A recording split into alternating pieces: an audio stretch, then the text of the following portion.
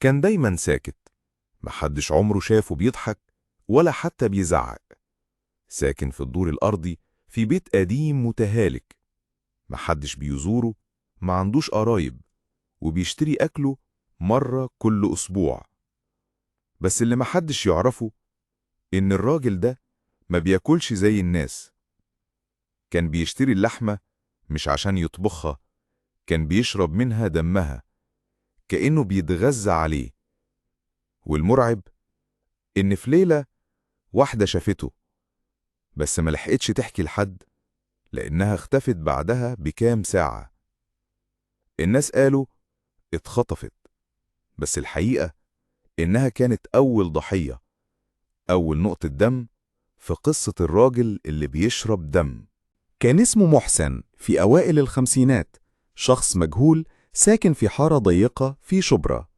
لا جيران بيتكلموا معاه ولا حد بيزوره، ولا حتى الكهربائي كان بيروح له. أول ما تشوفه تقول عليه مسالم. لابس دايما جلابية سودة وعينيه واسعة بس فاضية، كأنها ما بتشوفش. وكان عنده دايما حاجة غريبة: ريحة الحديد. سعيد الجار اللي ساكن فوقه قال كان دايما بيدخلوا معاه كيس كبير ما فيهوش صوت خالص، بس لو قربت منه تشم ريحة زي الدم. مرة شفته بيكب مية حمرة في البالوعة، والشارع اتعطر بريحة نحاس بايت. من ساعتها بعدي من قدام شقته وأنا بقرأ المعوذتين. وفي يوم الدنيا كلها اتشقلبت. الست مديحة اللي ساكنة في العمارة اللي قدامهم شافت حاجة عمرها ما هتنساها. كانت مديحة بتطلع القمامة الساعة 3 الفجر، وشافت من شباكه المفتوح محسن قاعد على كرسي خشب وحاطط قصاده حاجة شبه جثة. كان ماسك حاجة زي أنبوبة صغيرة وبيشفط منها سائل لونه أحمر. مديحة وقتها ما كانتش قادرة تصدق نفسها، جريت وجابت جوزها. لكن لما رجعوا الشباك كان مقفول والنور مطفي. من تاني يوم مديحة اختفت. قالوا إنها راحت لأختها في المنوفية، بس أختها نفسها قالت مديحة لا شفتها ولا كلمتني من شهر. وهنا بدأ الشك يتسلل للجيران.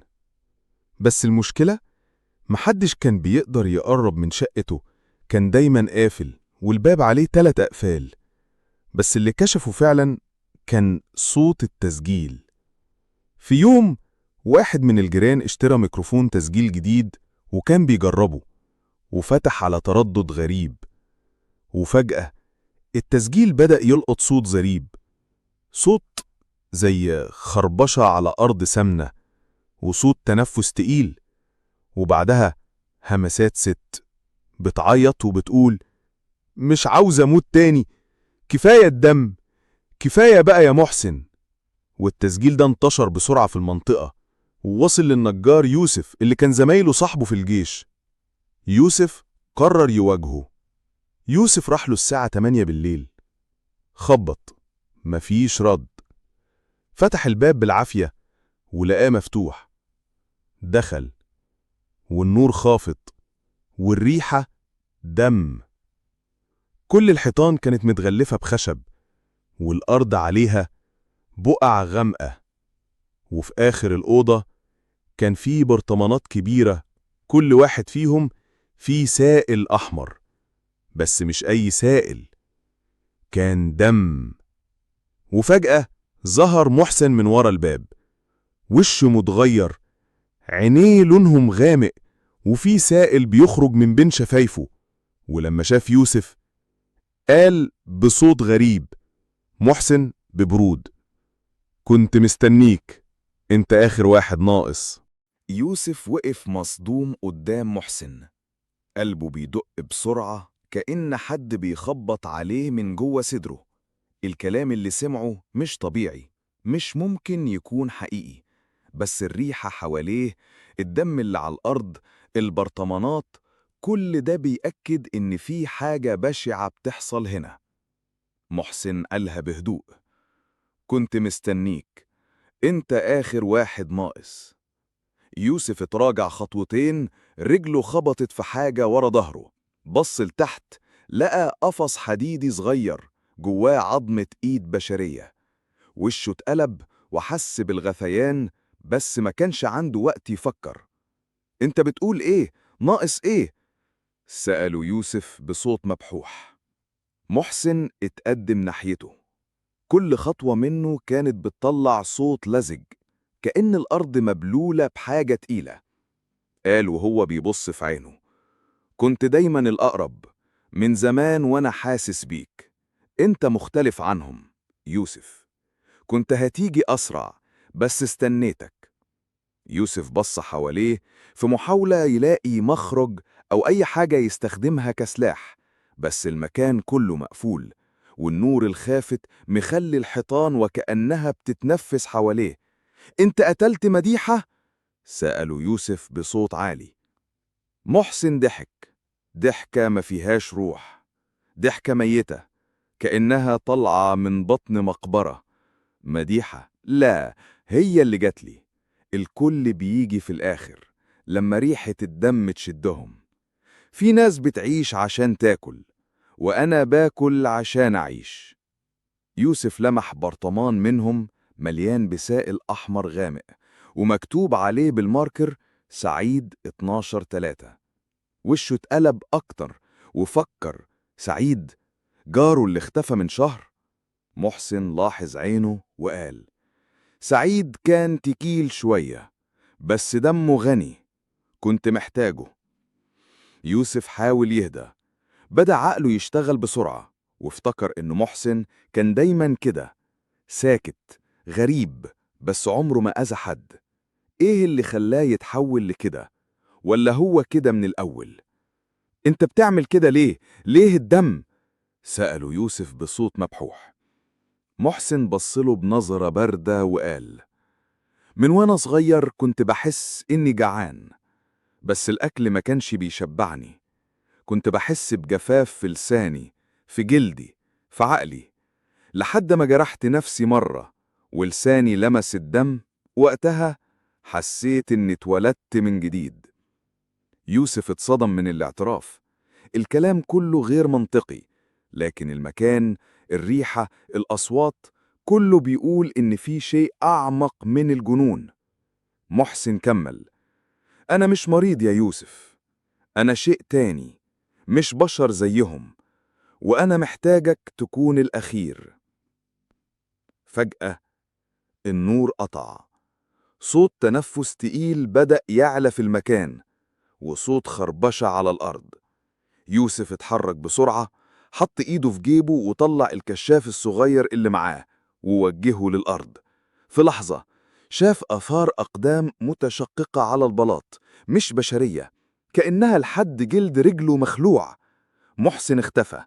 يوسف اتحرك ببطء، إيده بتترعش وجسمه متشنج. دخل أوضة تانية، لقى نفسه في المطبخ، أو اللي كان مطبخ في يوم من الأيام. الحوض مليان أدوات طبية وسكاكين عليها آثار صدأ ودم، والدولاب فيه شنط بلاستيك مليانة بأعضاء بشرية مغلفة. في اللحظة دي سمع صوت وراه: فاكر لما كنا بنحرس المعسكر سوا وقلت لي إنك عمرك ما خفت؟ كداب. يوسف لف بسرعة، بس ما لقاش حد. الصوت كان جاي من السقف. بص لفوق ولقى محسن متعلق في الركن زي الخفاش، جسمه ملفوف بلون غامق وعينيه بتلمع في الضلمة. يوسف جري على الباب، بس اتحشر في نصه. محسن نط عليه، خبطه في ظهره ووقعه على الأرض.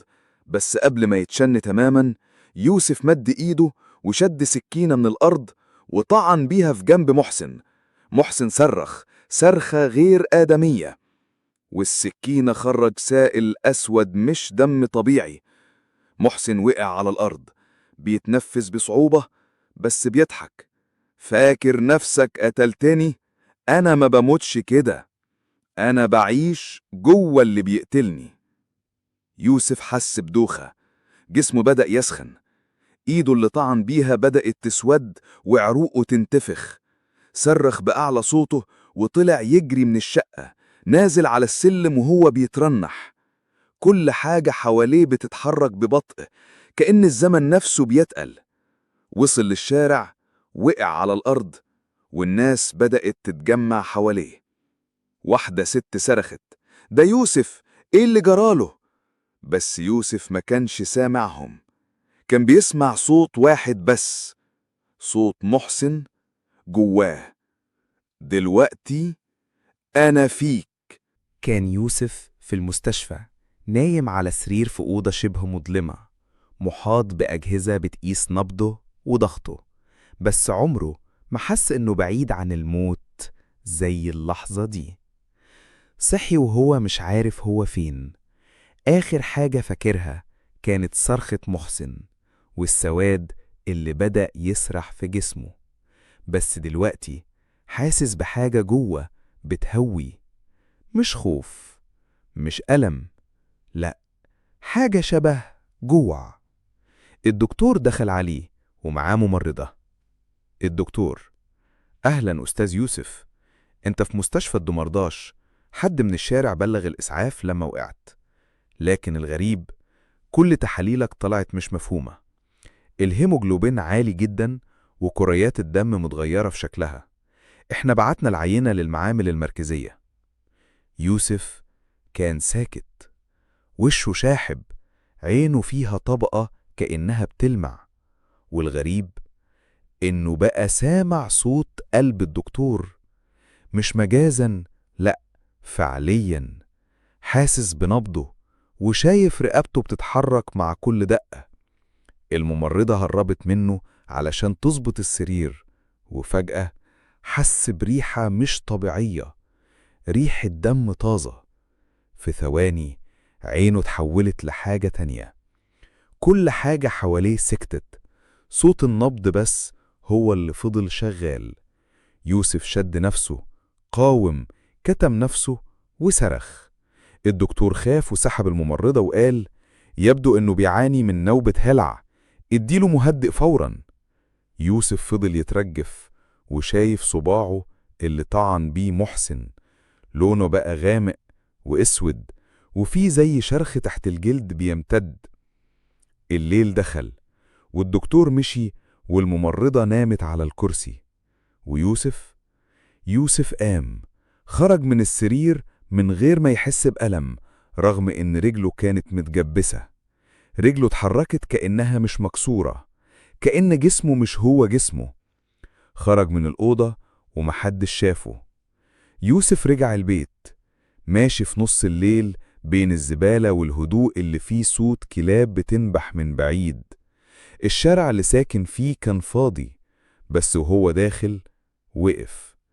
قدامه واقف طفل صغير، مش باين ملامحه كويس، بس واقف ساكت بيبصله. يوسف قاله: في حاجة؟ الطفل بصله وقال: هو نقل نفسه ليك خلاص؟ يوسف اتجمد في مكانه. صوت الطفل ما كانش صوت طفل، كان عميق ورايق وكأنه طالع من شخص عجوز. محسن كان واحد مننا، بس فشل في السيطرة. انت أنضف وأذكى وأقوى، احنا هنبدأ من جديد بيك. يوسف جري، دخل بيته بسرعة وقفل الباب. يوسف رجع شقته، لقى الموبايل بتاعه بيرن. المتصل رقم مجهول. رد، قال: ألو؟ صوت ست طلع من السماعة، صوت مديحة. يوسف: مش لازم تقاوم، كلنا حاولنا، بس في الآخر بنرجع ليه. الدم بيناديك زي ما نادى علينا. محسن كان البوابة، انت الباقي. يوسف رمى الموبايل وبص لنفسه في المراية.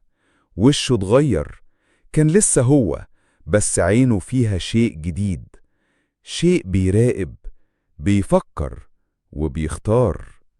عدى أسبوع، في بلاغ في الجرايد عن اختفاء دكتور وممرضة في الدمرداش، اختفوا بدون أثر. وفي شبرا في سكان جداد نقلوا مكان يوسف، وقالوا إن الراجل اللي سكن قبليهم كان سايب حاجة ورا الحيطة، ورقة صغيرة مكتوب فيها: هو ما ماتش، هو بقى جوايا، ولو بتقرأ الورقة دي خليك بعيد عن الدم.